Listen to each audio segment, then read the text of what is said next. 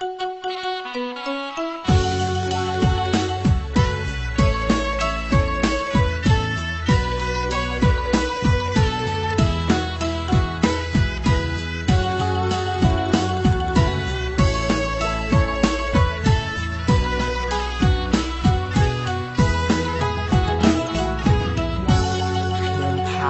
ុំចាំយូរខែយូរឆ្នាំចាំស្នេហ៍3ឆ្នាំ5ខែព្រោះតែ$5000ដនដឹងរូបស្រីម្ដាយអូនកាត់ថ្លៃខាន់ស្លាឆ្នាំនេះចូលស្ដីជីវ៉ានឹកស្មានថាបានរួមភក្តី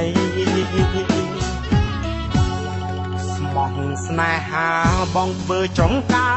3ឆ្នាំម្ដាយសួនព្រមចាំតាមពាក្យបណ្ដាំ$5000ស្លៀកពាក់ហឺហា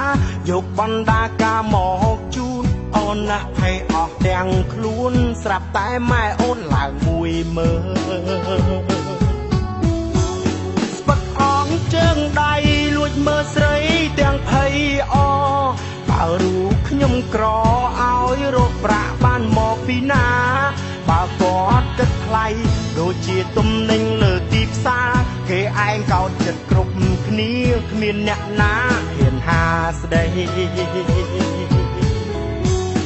តើធ្វើយ៉ាងណាបើក្រមុំចេះទៅឡើងថ្លៃពេញស្រុកពេញដីឡើងថ្លៃដូចស្នេហ៍ខ្ញុំទេស្នេហាខ្ញុំអើយមិនដេចឡើងថ្លៃអេខុសគេលក់កូនស៊ីមែនទេឬម៉ែចង់ធ្វើអ្នកមានបងគប់ម្លឹង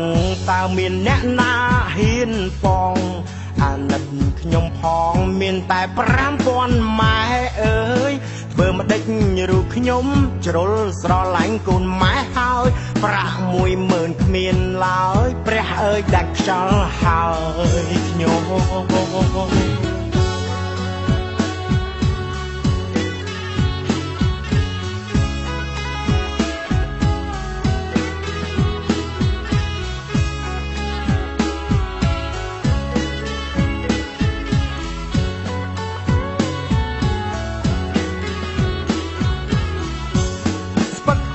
ជើងដៃលួចមើលស្រីទាំងភ័យអបើរូបខ្ញុំក្រឲ្យរកប្រាក់បានមកពីណាបើគាត់គិតថ្លៃ